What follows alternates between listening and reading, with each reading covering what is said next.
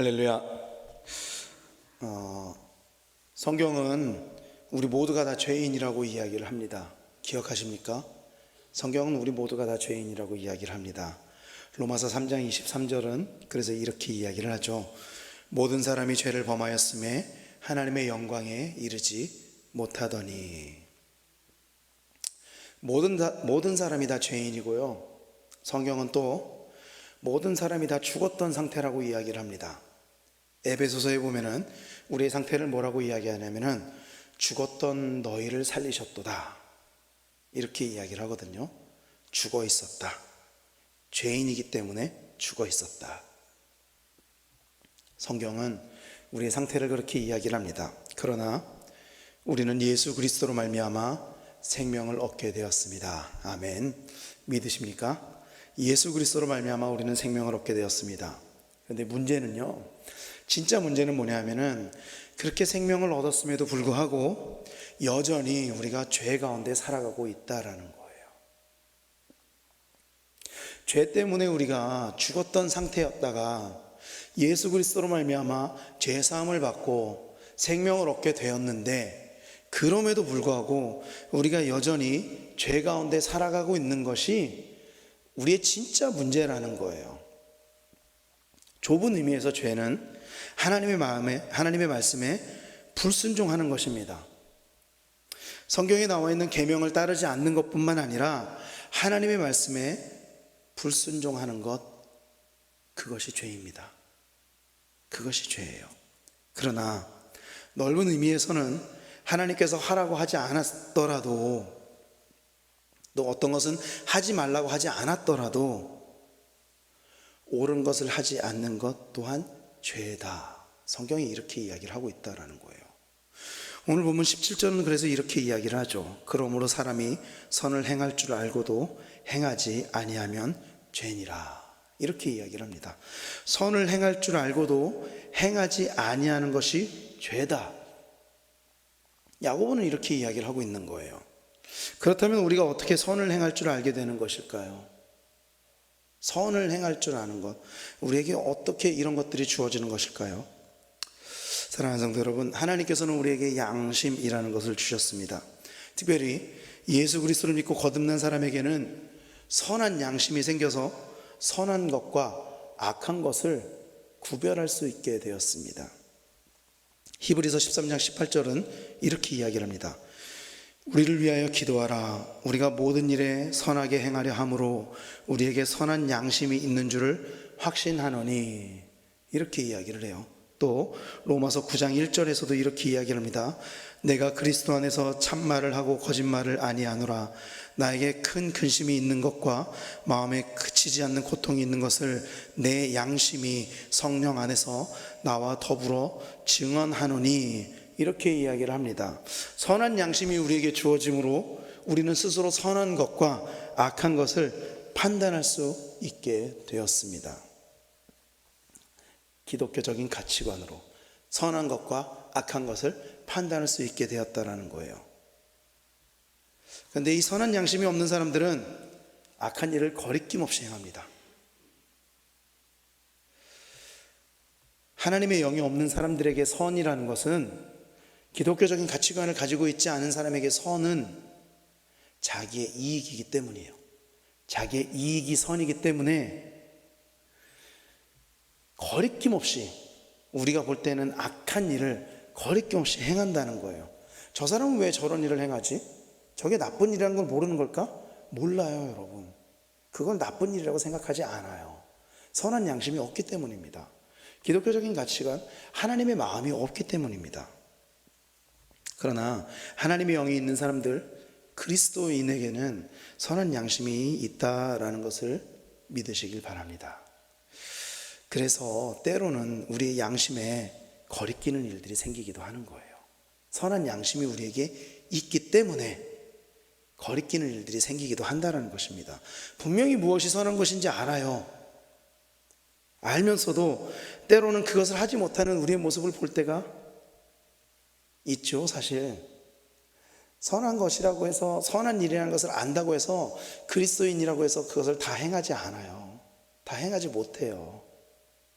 선한 일인 것을 알면도 불구하고 때로는 그것이 나에게 손해가 되고 내가 그것이 내키지 않고 그럴 때는 하지 않는다고요. 그것을 악한 일을 하는 것이 죄가 아니라 성경은 그 선한 일을 하지 않는 것도 죄라고 이야기하고 있음에도 불구하고, 이를 위해서 하나님께서 선한 양심을 우리에게 주셨음에도 불구하고 우리가 솔직히 그것을 하지 않을 때도 있다라는 거예요. 성경은 이것이 죄라고 이야기하고 있다라는 거예요. 그러므로 주님이 주신 선한 양심을 따르는 성도님들이 되시기를 바랍니다.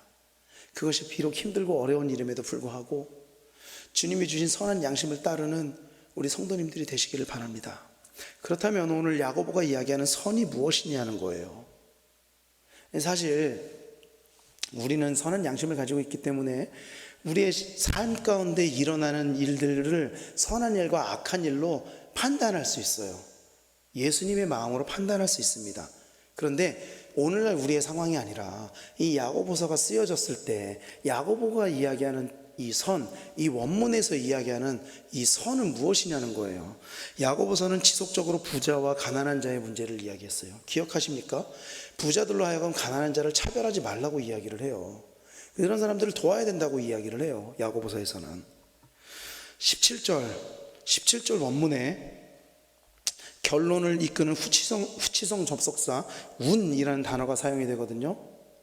이것을 미뤄보면은 야고보가 이야기하는 선과 악의 기준은 이 17절 말씀이 앞에 있는 말씀들의 결론이라는 것을 추정할 때 야고보가 이야기하는 선은 부자들이 가난한 자를 대하는 태도, 이것을 이야기하는 것임을 우리는 알 수가 있습니다. 알면서도 가난한 자들을 차별하여 무시하는 것을 죄다, 이렇게 이야기를 하고 있는 거예요. 알면서도 가난한 자들을 돕지 않는 것을 죄다, 그렇게 이야기를 하고 있는 것입니다. 여기서 알고도라고 쓰여진 헬라어 에이도티라는 단어는요, 알면서도 고의로 행하지 않는 것을 이야기하는 거예요. 그러니까 모르는 게 아니에요. 분명히 알아요. 무엇이 선인지. 특별히 야고보서에서는 이 가난한 사람들을 차별하는 것이 잘못됐다는 것을 알아요. 돕지 않은 것이 잘못됐다는 것을 알아요. 그럼에도 불구하고 그들을 차별하고 그들을 돕지 않는 것, 이것을 이야기하는 거예요. 더 나아가서 이것은 하나님을 무시하는 것이고 하나님의 심판을 두려워하지 않는 것입니다. 사도 바울도 로마서에서 비슷한 이야기를 합니다. 로마서 14장 23절에 이렇게 이야기를 합니다. 의심하고 먹는 자는 정죄되었나니 이는 믿음을 따라 하지 아니하였기 때문이라. 믿음을 따라 하지 아니하는 것은 다 죄니라. 바울도 이렇게 이야기를 했어요. 바울의 신학과 야고보의 신학은 다르지 않습니다. 많은 사람들은 바울은 믿음을 강조하고 야고보는 행함을 강조한다고 이야기를 하지만 그렇지 않아요. 바울도 행함과 믿음의 균형을 이야기를 했고요, 야고보도 믿음과 행함의 균형을 이야기를 했습니다. 같은 이야기를 해요.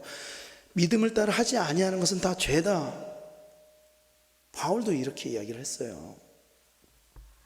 그러므로 주어진 믿음에 걸맞은 삶을 살아가는 우리 성도님들이 되시기를 간절히 축원합니다. 믿음의 성숙에 따라 살아가시는 우리 성도님들이 되시기를 바랍니다. 그래서 저는 이렇게 생각해요. 그리스도인은 착해야 됩니다. 착해야 돼요. 그리스도인은 그 선함이 우리 가운데 있어야 돼요. 선한 양심이 우리 가운데 있어야 돼요. 그것이 예수님의 마음이잖아요. 예수님이 스스로를 가리켜 뭐라고 이야기하셨습니까? 선한 목자다. 그냥 목자가 아니라 선한 목자다, 이렇게 말씀하셨거든요. 이것이 예수님의 성품입니다, 여러분. 예수님을 닮아가기 위해서는 그래서 때로는 자신을 눌러야 되기도 해요. 억울하죠. 분하죠. 화가 나죠. 그런데 그럴 때도 자신을 누를 수 있어야 돼요. 때로는 손해를 보기도 해야 돼요. 분명히 이것이 나에게 손해인 줄 알면서도 그것이 선한 것이라면 따라갈 수 있어야 된다는 것입니다. 이것이 믿음의 선한 양심에 옳은 일이라면 그것을 행하는 우리 성도님들이 되시기를 간절히 축원합니다. 오늘 본문은 그렇게 하지 않는 사람들의 삶을 이렇게 이야기를 해요. 14절 말씀에 내일 일을 너희가 알지 못하는도다. 너희 생명이 무엇이냐? 너희는 잠깐 보이다가 없어지는 안개니라. 이렇게 이야기를 합니다. 성경은 우리의 인생이 얼마나 허무한 것인지 가르칩니다. 기억하십니까? 욥기 7장 7절에서는 이렇게 이야기합니다. 내 생명이 한낮 바람 같음을 생각하옵소서. 이사야서 40장 6절에서 7절까지도 이렇게 이야기합니다. 말하는 자의 소리여 이르되 외치라. 대답하되 내가 무엇이라 외치리이까 하니 이르되 모든 육체는 풀이요 그의 모든 아름다움은 들의 꽃과 같으니 풀은 마르고 꽃은 시드나 우리 하나님의 말씀은 영원히 서리라. 아멘. 여러분, 인간은 모든 것을 가졌다고 생각하죠. 모든 것을 가졌다고 생각합니다.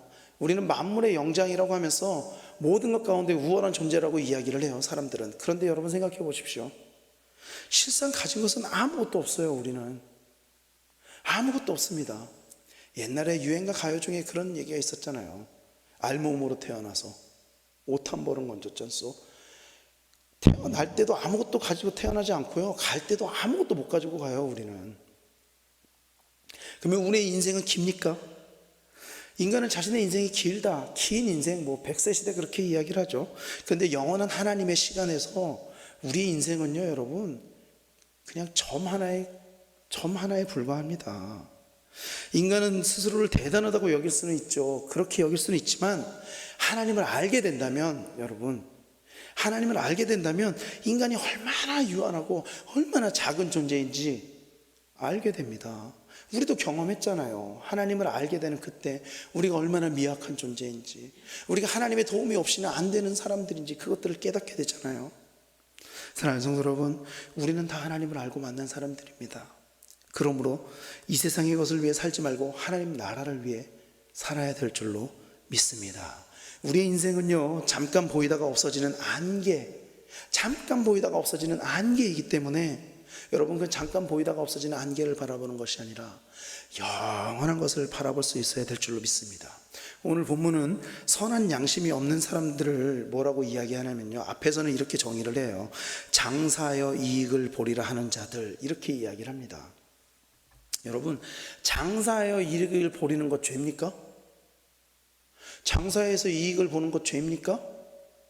죄라고 할 수 없어요. 그러나 그 모든 것이 하나님과 함께하지 않는다면 반드시 죄의 길로 들어서게 됩니다. 반드시 죄의 길로 들어서게 돼요. 그래서 성경은 우리 인생을 주님께 맡기라, 그렇게 이야기를 합니다. 잠언 16장 9절에서 사람이 마음으로 자기의 길을 계획할지라도 그의 걸음을 인도하시는 이는 여호와시니라. 시편 127편 1절에서도 여호와께서 집을 세우지 아니하시면 세우는 자의 수고가 헛되며 여호와께서 성을 지키지 아니하시면 파수꾼에 깨어 있음이 헛되도다, 이렇게 이야기를 합니다. 사랑하는 성도 여러분, 우리 인생의 주인이 오직 하나님 한 분임을 고백하는 우리 성도님들 되시기를 간절히 축원합니다. 그리고 그 주님께 우리 모든 인생을 맡기는 우리 성도님들 되시기를 축원합니다. 우리 안에 있는 거짓된 양심을 버리고 선한 양심으로 온전한 그리스도인의 삶을 살아가시는 우리 성도님들이 되시기를 간절히 축원합니다. 때로는 그것이 세상의 가치관과 반대가 된다고 해도, 때로는 그것이 우리의 삶 가운데 손해를 보게 되는 일이라고 할지라도, 때로는 그것 때문에 억울한 일을 당하고, 때로는 그것 때문에 분한 일을 당한다고 할지라도, 그것이 우리의 선한 양심에 옳은 일이라면, 그것이 하나님이 기뻐하시는 일이라면 그 길을 따라가시는 우리 성도님들 모두가 되시기를 예수 그리스도 이름으로 간절히 축원합니다. 기도하겠습니다.